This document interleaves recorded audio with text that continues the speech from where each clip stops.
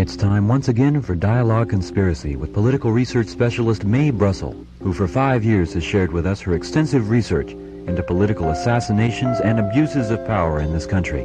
Her program relates the news of the week to emerging evidence about the conspiracy which allegedly maintains by force its control over the legislative, executive, and judicial processes in America. And now, Mae Brussell. Good afternoon. This is Mae Brussell in Carmel, California. It's Dialogue Conspiracy number 275, and it's June the 27th, 1977.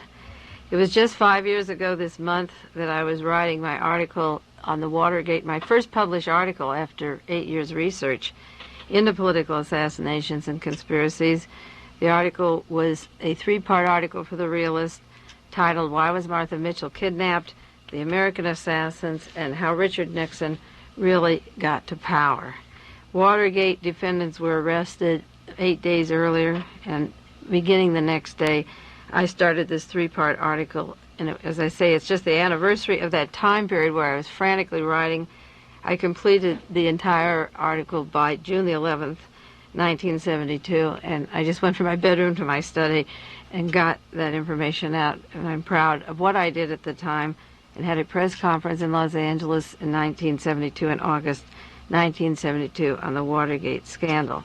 I had been doing Dialogue Conspiracy for 1 year, from 1971, May of 71, up till 72 at the time of the Watergate for 1 year. I'd been on the air for 1 year when I went out and published my first article, and we disseminated that to members of Congress and people all over the United States, and of course overseas, as many as we could get out. This past week, after a 5-year anniversary of publishing my first printed article, I broke into another media, which was exciting, and I'm going to tell you a little bit about it. I went to Hollywood to make my first movie. Of course, it was Mae Brussell, playing Mae Brussell. It's a large production starring Hope Holliday, Broderick Crawford, and there's one other actor, they're well-known actor, but I'm not too much up on the Hollywood. I don't see too many pictures. The movie is titled The Howard Hughes Mystery, and it'll be ready for distribution within a month. I believe that all of it, I saw the entire movie before I made the cuts into it, and all of it is ready except for the inserts of Mae Brussell. I'll tell you how the movie opens. I won't tell you the inserts or the ending. It's a very interesting film. It asks a lot of questions. The producer is from Guatemala. He's made 22 films overseas and has an overseas distribution company, and now is making a lot of productions in Hollywood. And he wanted me to introduce myself into the film to open the movie, and then it goes along with the Howard Hughes mystery, the story of the Hughes disappearance, and many questions that are not dared to be asked by the major media, and that people keep from asking, even though they do in conversation. As I say, the major media never covers these kind of questions when they make movies on Howard Hughes or anybody else. They don't interject these intelligent questions. I think they're intelligent and necessary, but this producer allowed me to do it. So I opened up the movie, and then I ended the movie, and there were 5 inserts, and after viewing the filming, I was able to sit with him, and he told me where he wanted the cuts and asked me to provide documents or information to insert into those areas, and then it goes back to the action, and then there's a break, another insert, and then it ends with my voice and some more comments about the Howard Hughes mystery, and at the end it says "the end" with a question mark. And we will be making a second movie. I've worked on a book all this last year, and we'll be going into another movie and a book on the Howard Hughes mystery.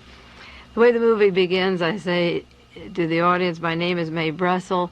For the past 14 years, I have investigated political assassinations and conspiracies in the United States. The sources of my information have been witness testimony, government documents, congressional hearings, National Archives documents, published books, magazine articles, newsletters, and I continue to say that my library of over 800 books is probably the best private library on conspiracies and assassinations in the country. I explained to them that I've been on Dialogue Conspiracy in Carmel, California for 5.5 years, a weekly radio program which I consider the most honest and the most provocative in the entire free world. I then showed them my file from the FBI, from the Freedom of Information Act, which I'll share more with you later on the radio today, and showed them the documents that I have been under surveillance of the federal government and the FBI since 1966, since September 1966, 2 months before Lyndon Johnson ordered that all the researchers be under surveillance. My surveillance date began in September the 12th, 1966. By September of 1967, the federal government had to immediately handle me in a different manner and disseminate information to the General Investigative Division. And I showed them my FBI documents, which I received from the Justice Department, and I'll read some of that to you. That was in the movie. And then I continued. I have been invited to interrupt this filming from time to time to give you some facts and information on the Howard Hughes mystery. And then the movie begins. It's an interesting format because it is a story about a mystery man, and then there are the interjections of fact to separate or to blend in with the fiction and give it a reality. I think that this producer has a lot of courage. I really appreciate the opportunity to make the movie and to work with him again. It's the same kind of courage that KLRB had when they allowed me to begin the broadcast and be on every week, naming all these sources of mischief and assassinations and conspiracies, continuously naming people and fingering them, and being given the privilege to say it on the air. I've really been very lucky to work with such people, and I was lucky to work with Paul Krasner, who published 3 dynamite articles for which he paid his dues and had trouble publishing and was blacklisted from many book publishers and magazine companies for a long time. I'm happy to say that Paul's energy and opportunities are now picking up, and he's getting assignments and being able to get back into the media that he had before, because he was very isolated after my Watergate stories, and the one that he published, the Senate Select Committee, is part of the cover-up, and the SLA is the CIA. Paul was under just as much, if not more, surveillance than me, because he was the medium by which this got out to the people. I saw Paul this morning on the way home from Sacramento. I was up there last night with Travis T. Hip doing a radio show up in Sacramento, Dialogue Conspiracy Live. We took calls on the air, and I saw Paul this morning. There are a few people like Travis up at KZAP, Paul Krasner, and some friends I stayed with in Sacramento last night who lived in Carmel when I had my very first program on Dialogue Conspiracy in 1971. I've maintained some of these friends throughout the country that have followed my research, been there on these very important days, been at my press conference when I broke the Watergate story in Los Angeles. One of the persons who attended that press conference and tape recorded it just wrote and composed a new play called Metamorphosis in Los Angeles, and I saw his play there, and it's fantastic. These friends are finally beginning to do well and pick up their means of getting their message across in their form. So that these last 5.5 years of being in public life have been very rewarding and have been very exciting, because it's been a struggle which is tedious in a sense, but I do it because I like it. And it's probably been as rewarding as any occupation or hobby anybody could have, because you meet occasionally, not often, people that believe in you and take a stand and stand up. And the producer of this movie in Hollywood just did that. He met me. He wanted my material. He believed in me, and he has $1.5 million production, and he interjected this kind of truth, and it was fun working down there. The cameraman, the soundmen, and these people were just fascinated with the material and want copies of Dialogue Conspiracy to mass produce down there, and they were really interested in it. So I made a lot of contacts, and I will be working in Hollywood. And the thing that's so wonderful about it is that just this week I received several documents of the way the federal government tried to suppress me, tried to hamper my research from 1966. I have the FBI reports, a few of the reports of surveillance dating back as early as 66 up to the time of the death threat of Sandra Good of the Manson family, which is included. And then I have the CIA files, document number 1035.960, supplied to me by Ted Gandolfo in New York City, who got them from Harold Weisberg out of the CIA. And I have before me to share with you, in as much time as we have, the way the FBI and the CIA tried to stop the researchers and me by the FBI, my own personal files, how since '66 they've tried to shut me up and follow me and harass me, and I intend to really sue them because I've had enough information before to place a suit, but now I really have the ammunition.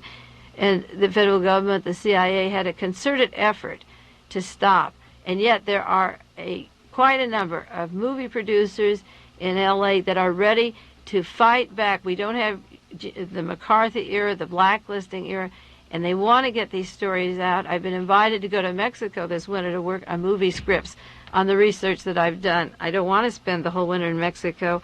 I want to be on Dialogue, Conspiracy, and Carmel here, and I want to write in my own home. I'll go down for a week, but there are any number of opportunities opening up. And as I say, it wasn't easy to get the truth to the American people, and it still isn't completely out, but it's a starting point when you get a motion picture that is going to every country in the world, 200 theaters in Japan and over in Europe and Central and South America and all over the world. The Hughes mystery will be going there, and in the United States, we're really on our way to getting some of the facts out. I did show on the movie a document from the FBI dated September the 18th, 1967, and it was written after I had gone to New Orleans to see District Attorney Jim Garrison. I started my research when John Kennedy was killed in 1963, and 4 years later, Jim Garrison had arrested a man named Clay Shaw, who he accused of being part of the conspiracy to kill John Kennedy. And as a researcher, enjoying my constitutional rights and liberties in the United States of America, I took an airplane to New Orleans to see what evidence Jim Garrison had regarding the assassination of John Kennedy. That's an innocent enough project. I wasn't funded by anybody. In fact, Jim Garrison wanted to pay me for the trip, and I did out of my own money, foolishly, maybe not. Said, this is my contribution to my country, or what I think is the necessity for the country to know the truth, and I paid for it out of my own savings. Well, the FBI report reads like this. Due to the fact that Mrs. Brussell has been in contact with James Garrison in New Orleans and has made public comments concerning the assassination investigation, the FBI Dallas and San Francisco offices are to immediately incorporate the information received concerning her into an appropriate letterhead memorandum suitable for dissemination in both to the Department of the FBI and the United States Secret Service. I became a danger to the president, I suppose, because I went out to find out who killed the other president. It went on, copies of the memorandum are to be furnished to the New Orleans office for dissemination to the U.S. Secret Service locally in San Francisco and the U.S. Secret Service in Dallas and in New Orleans, and they were to receive the appropriate copies. This matter is to be handled immediately. I was a very dangerous threat. They hurriedly have to do it because I saw Jim Garrison, and replies are to be marked for the attention of the General Investigative Division. Now, they went on that there was a bomb threat on the Delta Airlines plane, Flight 827, when I left New Orleans, which was true, which landed in Dallas. And they searched the aircraft and didn't find a bomb, but they mentioned in the memo that the bomb threat came from Atlanta, Georgia, which I never knew, so therefore they knew who had grounded the plane. It goes on and implies that in the documents, but it goes on to say, San Francisco FBI determined that Mrs. Brussell in the past has expressed great alarm over the fact of the United States becoming fascist. She supports Mark Lane's book, Rush to Judgment, and she takes the view that Lee Harvey Oswald was not a communist. Now, the Warren report said he wasn't a communist, but this is very important, the FBI, that I think he's not a communist. And you read the Warren report, they said he wasn't. They said 10 years ago, this fall, she pictures America as controlled by conspirators in the government, which view she has stated publicly. And due to her thinking that she has expressed publicly, the FBI in Dallas and San Francisco have to incorporate their information into memorandum and disseminate it in the United States, in the FBI, and the U.S. Secret Service. Because I stated publicly that Lee Harvey Oswald was not a communist, and because I stated publicly that I thought America was becoming fascist, I then became under surveillance of the federal government. There are other documents here that have the naming of how many children I had at home, my father's place of occupation, their home address, my home address in Los Angeles before I moved to Carmel, my Carmel address, my telephone numbers, and they checked with the drivers, the record, my driving record. They couldn't find anything. They checked with the credit bureau. They couldn't find anything. They give sources of investigation, my voting record, where I was registered. And there's a lot of details of information and questions that they have been on my tail since 1966. Now, an interesting thing happened with this packet of correspondence that I want to share with you. When I went down to Los Angeles to make the movie, I was leaving this last Thursday, and I was bringing down with me the correspondence of FBI Director Clarence Kelly, in which I asked him for the name of the FBI men who took the fingerprints off of Howard Hughes' body in Houston, Texas, and who was with them when the lift was taken, who in Washington, D.C. and the FBI received Howard Hughes' fingerprints, and who verified that they were Howard Hughes' prints, and what did they document they took that from. And Clarence Kelly wrote back to me, the director of the FBI, and said that he couldn't provide me with this information. So I sent him another letter, and I said, that isn't good enough. I want more details. I'm a researcher, and there's certain FBI men, such as James Hosty, involved in the Kennedy assassination, whose names will go down in history. And I think that the FBI is not the CIA, and Jack Anderson was on national television saying that Clarence Kelly had fingerprinted them himself, and he said they absolutely were Howard Hughes fingerprints because the Internal Revenue had gone down immediately and sent agents. So all I asked for the name of the man who took the fingerprints, and I got a letter from Clarence Kelly saying, in response to your letter regarding the fingerprint identification of Howard Hughes, this is to advise you that all information we could provide you was contained in my letter of April 21st, which was nothing.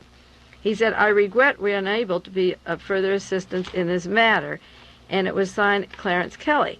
Well, I wanted to use this in the Hughes mystery to show that the federal government still is holding back information on all the assassinations and conspiracies.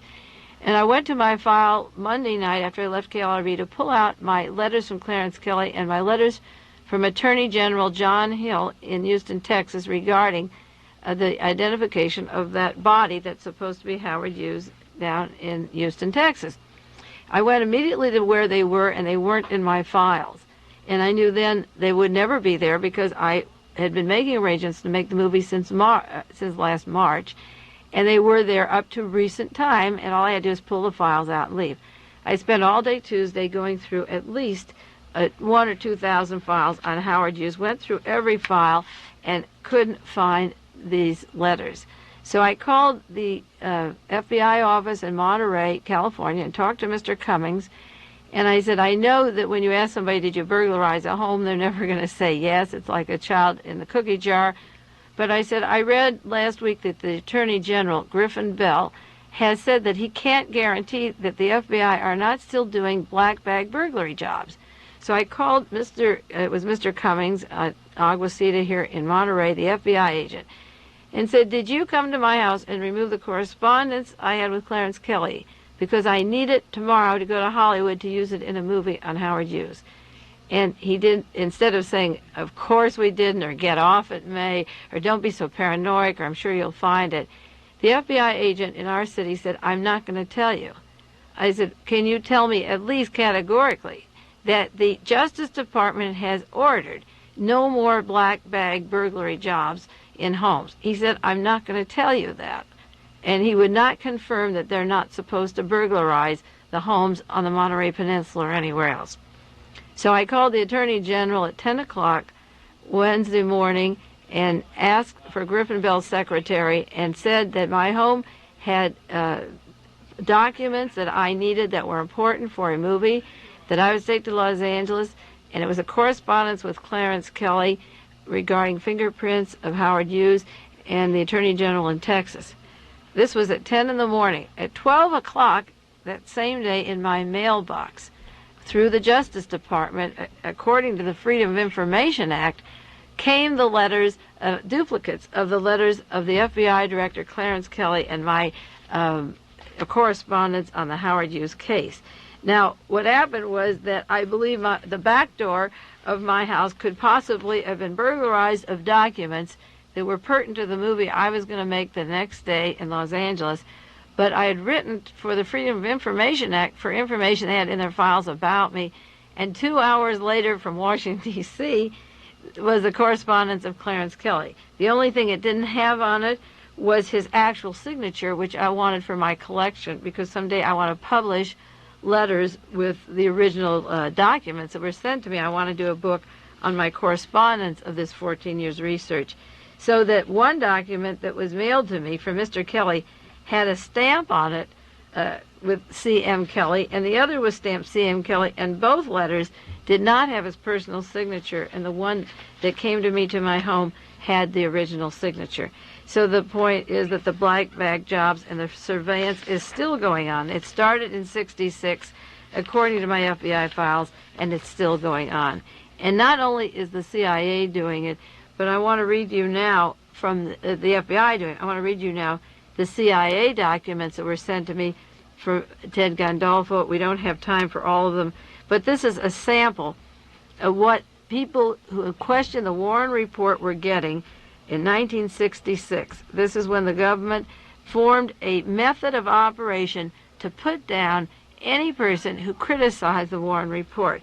And this is, it's titled under psychology. It's from the CIA, and it was disseminated to different agents to be sent around the United States. Number one point, our concern, CIA. And keep in mind, the CIA is not supposed to be operating legally in the United States at all. It's against their charter. They're not supposed to be doing it, and yet they control the news media and the book publishers, the newspapers, and this is the way they handle it. Number one, our concern. From the day of President Kennedy's assassination on, there is speculation of the responsibility for his murder. Although this was stemmed for a time by the Warren Commission report, which incidentally was written to put doubts to rest, various writers have now had time to scan the Commission's published report and documents for new pretexts in questioning. And there has been a new wave of books and articles criticizing the Warren Commission's findings. In most cases, the critics have speculated as to the existence of some kind of a conspiracy. And often they even implied that the Warren Commission itself was involved. And presumably, as a result of that increasing challenge to the Warren Commission report, a public opinion poll recently indicated that only 46% of the American public do not think that Oswald acted alone, while more than half of those polled thought that the Warren Commission left some questions unresolved, and doubtless these polls will go abroad and show a similar or more adverse results. Point two. This trend of opinion is a matter of concern to the U.S. government, including our organization. This is the CIA sending a psychological memo on how to put down the critics. The members of the Warren Commission were chosen for their integrity, their experience, and their prominence. They represented both major parties, and their staff were deliberately drawn from all sections of the country. You could refute that in 1 second. Because of the standing of the commissioners and the effort to impugn their rectitude and wisdom, or to cast doubt on the whole leadership of the American society. Moreover, there's even a tendency to hint that President Johnson himself is the one person who may have benefited in some way in the assassination. Innuendo of such seriousness affects not only the individual concerned, but the whole reputation of the American government. Our organization, the CIA itself, is directly involved. We contributed information to the investigation. Conspiracy theories have frequently thrown suspicion on our CIA, for example, by falsely alleging that Lee Harvey Oswald worked for us. The aim of this dispatch is to provide material for you to counter and discredit these claims of the conspiracy theorists, to inhibit the circulation of such claims. That means to curtail honest research in other countries. Number three, action. We don't recommend that you discuss the assassination or initiate it unless it's already placed. But when discussion is active, however, This is the way you should answer it. To discuss the publicity problem with liaison and friendly elite contacts, politicians and editors of newspapers or books.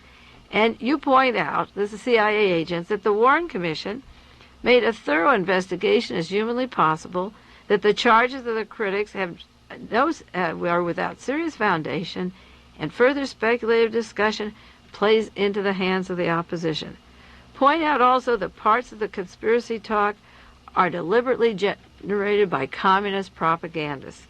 Urge them to discourage these unfounded and irresponsible speculations. In other words, they were to go to politicians and editors of books or magazines or newspapers and discourage this irresponsible speculation. 2, employ propaganda assets to answer and refute the attacks.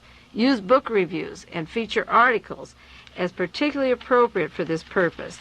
The unclassified attachment to this guidance will provide useful background material.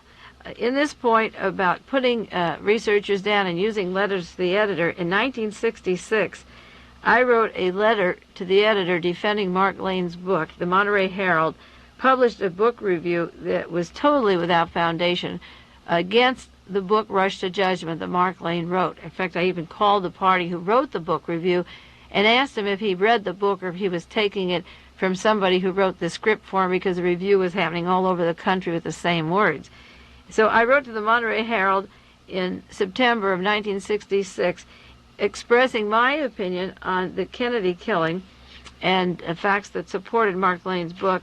And that's when the FBI began their file on me, because I wrote a letter to the editor to a paper in Monterey, California, the Monterey Herald, on the killing of Kennedy. And then later I talked to the JCs one evening, and there were agents in the audience that also turned in a report of what I said and had this in the paper. This goes into my FBI file. So when they said that they would handle book reviews or feature articles and put down these conspiracy books, they had an attack ready by 1966, and they were using it. Our play should point out that the critics of the Warren Report are 1, wedded to theories before the evidence was in, 2, that they're politically interested, 3, that they're financially interested, and 4, they're infatuated with their own theories. Of course, none of this hardly could apply to me because I wasn't wedded to a theory before the evidence came in. I spent 8 years going through everything that had been published by the government, every document and exhibit and witness testimony, before I wrote one article. 2, I wasn't running for any political office, and I'm still not, and I have no body of people around me, and I push no political party. And 3, I made no financial gain, and up to this point, maybe with the movies, I'll get out of debt. I've invested my own thousands of dollars and never made a cent that didn't go back into the books and research, and no luxuries at that. And so their arguments were to put people down for making money on it, running for office, or not studying the evidence, and none of this could be applied when then I was under surveillance. The CIA said in the course of discussing the whole phenomena of criticizing the Warren Report, a useful strategy would be to single out Edward Epstein's book for attack, for example, and take Mark Lane's book, although they acknowledge it would be more difficult to answer it as a whole. 4th point of attack, in private or in media discussions not directed at any particular writer or attacking the publications, just in general, getting the researchers in general. This is the way you should talk about the critics in general of the Warren Commission. A, that they have no significant new evidence that has emerged which the Commission didn't consider. The New York Times was using this attack on the front page against the Congressional Committee, the Select Committee in Washington that was just formed in March of 1977. They were already, by June 77, headlining it that committee has no new evidence. This goes back 10 years earlier. No significant new evidence emerged from the Commission. It said the assassination of John Kennedy and the investigation is now being compared with the Dreyfus case, and they agreed that they'd have a problem on their hands, or a better parallel would be the Reichstag fire of 1933, now believed was set by van der Lubbe by his own initiative, that neither Nazis or communists, but the Nazis tried to put the blame on the communists. The latter would have been more successful if they convinced the world that the Nazis were to blame. They said that the people doing the research into the assassination of John Kennedy, who looked at the cover-up of the Warren Commission hearings and the Warren Report, were doing a job such as Emile Zola did in the Dreyfus case, or finding the facts in the Reichstag fire, that the history wasn't as the French government said or the German government said, but had been falsified, and that private investigators finally uncovered the truth, and that they were worried about this. Critics usually overvalue particular items and ignore others. They tend to place more emphasis on recollection of individuals. And the line of attack, it says, and this is funny, is attack their eyewitnesses, which are less reliable, and rely upon the ballistics, the autopsy, and the photographic evidence, and the examination of the commission records will show the conflicting eyewitness accounts are out of context and were discarded by the Warren Commission for good and sufficient reasons. That's very entertaining, because the actual critics of the Warren Report, who've gotten out all these books, were critical of the ballistic evidence, of the autopsy evidence, of the photographic evidence. And the CIA was telling their agents to discredit the writers, the researchers, because they were relying on witness testimony and go back on the ballistics. And it's the ballistic and the autopsy and the photographic evidence which proves that it's a conspiracy.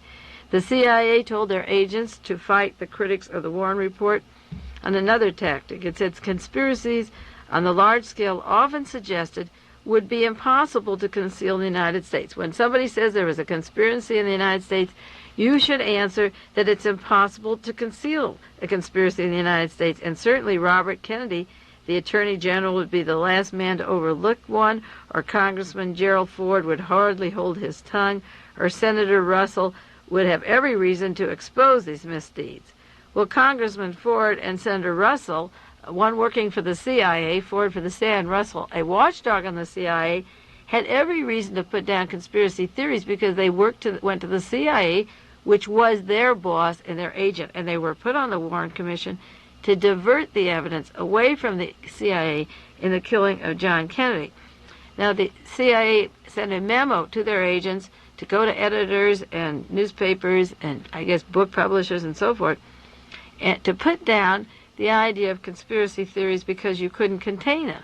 The very fact was that within 1 year it wasn't contained, and the evidence was coming out, and the necessity for this kind of memo was that the case was falling apart.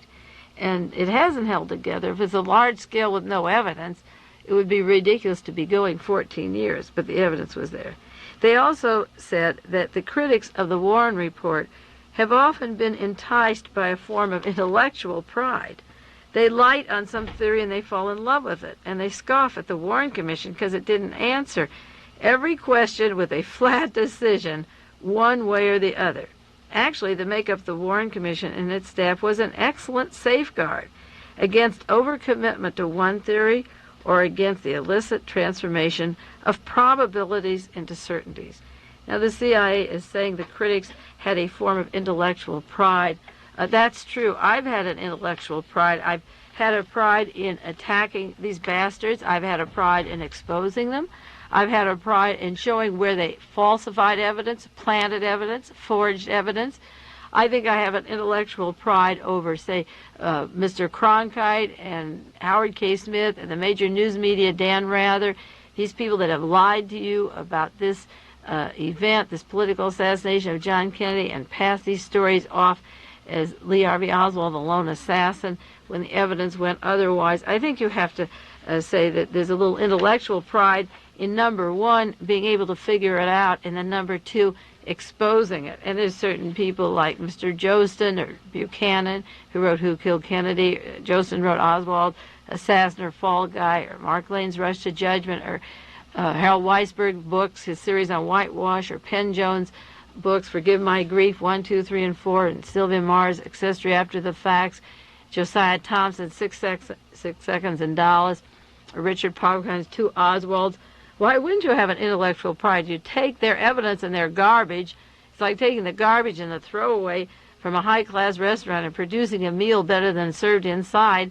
Why shouldn't you? And they knew that this is the one thing that the researchers had above them, was at least a pride in their work. they said that the Warren Report would stand up for all time. And yes, 3 years ago, when I wanted to give a course at Monterey Peninsula College with Ray Fabrizio on the Kennedy assassination, we suggested that the students buy the Warren Report that was published in 1964, and that Warren Report is out of print. You have to buy old copies or used copies. They stopped publishing it because the researchers laid it so flat. Every sentence in it is a falsified piece of junk, and you can't even buy the Warren Report.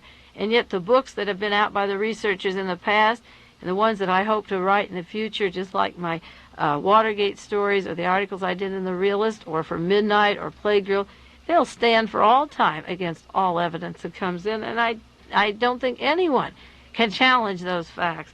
And yet the CIA had to have a method of psychological war against the researchers because they were desperate. Their attitude was falling apart. Their evidence was falling apart. They go on as a memorandum of attack in general. If you don't have a specific book to attack, say that Oswald would not have been any sensible person's choice for a conspirator because he was a loner. He was mixed up, questionable reliability, and unknown quantity. Yet people like Candy Jones, who was an extrovert who worked for the CIA since 1957, who liked blacks, who liked Jews and Italians, she was programmed and hypnotized and said, stay alone. The Jews eat garlic and they smell, the Italians smell, the blacks smell. You can't trust these people. She was programmed to hate. She was programmed to be alone. You read The Control of Candy Jones by the CIA in 57. She was told, don't see anybody, don't trust anybody, break your old friends and stay alone. And that's why Lee Harvey Oswald and Arthur Bremer and Sirhan Sirhan and James Earl Ray were loners because the CIA hypnotized them and said they were alone. And then after the conspiracies, the CIA sends out a memorandum, psychological approach, because they were loners, they couldn't be part of a big conspiracy. They went on to say that the Warren Commission report was criticized as being a rush job.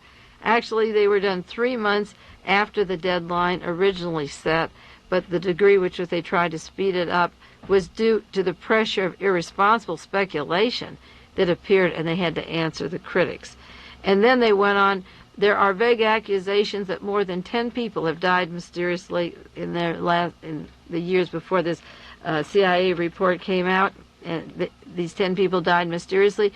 And you can go on and say there were 418 witnesses and 25,000 interviews. And from a large number of group, a certain number of deaths are expected.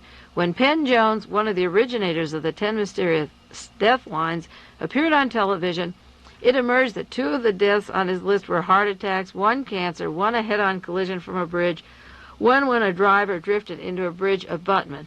So when people talk about the death of the witness of the CIA said, remind yourself that out of the law of averages, 25,000 interviews, and 418 witnesses, you can expect some mysterious deaths. What Penn Jones was saying was that the man that saw Lee Harvey Oswald leave the back of the school book depository died quickly. The bus driver who was supposed to have taken him from that location died quickly. The taxi cab driver died right after that. Arlene Roberts, the rooming house lady, died after that. We have the Sheriff Craig, who saw Lee Harvey Oswald leave from the front of the building and not the back, was hounded and died just a year and a half ago. Sheriff Craig, they called it one of these suicides, and he died a miserable death after being haunted and followed. The CIA had a concerted effort and a plan to kill books that came out. They write about these books. They write about the book of Edward J. Epstein called Inquest and Mark Lane's book. They were very concerned, and they had methods of operation in this document to come down on these people. And they said even Life magazine printed an article 25 November 1966 in which Governor Connolly repeated his belief he was not struck by the same bullet that struck President Kennedy, and even Life magazine reprinted the Zapruder films, as if that were a crime. And they go into these other books of William Manchester, who's writing a book, and the material is being purged personally, whatever is objectionable to Mrs. Kennedy. And then they said Jacob Cohn is writing a book in 1967 titled Honest Verdict, in which he will be coming out and defending the Warren Commission report, and Wesley Liebler is also writing a book which never came out, and Cohen's book didn't come out. And it said we have to silence these editorials. Even the Washington Post had a recent article of Jack Ruby's death that said it might lead to speculation that he was silenced as part of a conspiracy. And they went into the Gestapo files of Joe Josten from Germany. This man had been a victim of problems in Germany. He left there and then went back later, and he was the first person who published the accounts of H.L. Hunt involved in the Kennedy assassination and named the FBI and the CIA. So when the CIA wanted information about Joe Josten, they went to the Gestapo files, which the CIA still uses. They were nervous about Josten's book, Oswald Assassin or Fall Guy, Mark Twain's Rush to Judgment, Leo Savage, The Oswald Affair, and they were worried about Harold Weisberg's books. And they went on to say that Harold Weisberg had to publish his books privately, and that was important, that no major publisher would give any credence to his theory. And it said that Penn Jones Jr. published his books, and they're relatively slight, and these writers will appear to readers to be hysterical and paranoid. It went on that the people that read these books will be hysterical and paranoid. And I think it's important that this was written about the intellectual critics such as Epstein's book and Richard Popkine's book on the second Oswald. They said because Oswald was reported to have been seen in different places at different times, a phenomenon not surprising in a sensational case where thousands of real or alleged witnesses were interviewed. Popkin theorizes there were two Oswalds. He may have gone on and said there were three, and they made fun of him. And the point is that the CIA was disseminating a psychological warfare to the publishers of books, the publishers of newspapers, letters to the editors. The book reviewers were to handle these books. They were to take the line of attack that we were out after money, we were running for political office, we hadn't studied the evidence, and they were very nervous because they themselves were named as part of the investigation of the assassination, and if anyone thought these witnesses were being killed, that was totally irresponsible, and there was no such thing as these conspiracies.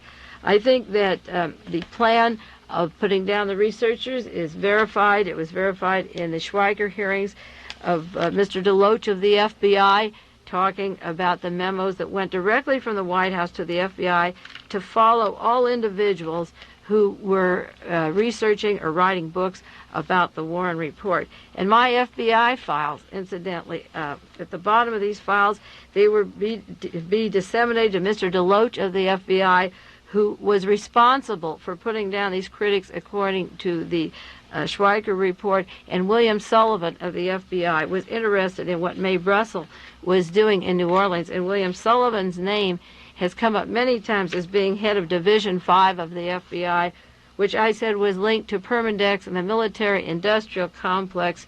So what am I saying? I've said a lot today about the FBI and their surveillance on me. I've said that the CIA had a concerted effort to put down the researchers. I also have the minutes of the Schweiker Committee verifying that they were to follow and get these people, the researchers, in bed if possible, or doing other acts that they could discredit and smear them through their sexual habits or whatever. And they've been at this, my record, since 1966, other researchers since 66, and just because I wrote a letter to the editor for Mark Lane's book. Now, it's a long time later. I've been doing the work 14 years, and I've published quite a few articles. I've been on the air, starting my 6th year, and now I've made a movie, and I'll be going into 3 or 4 movies we're already talking about. So I think we're leaping over the FBI and the CIA and getting the truth to the American people. And those of you who've helped me, I thank you 1,000 times. We're going to get it out, and it's going to be all told, and we'll see it in our lifetime. I know we will.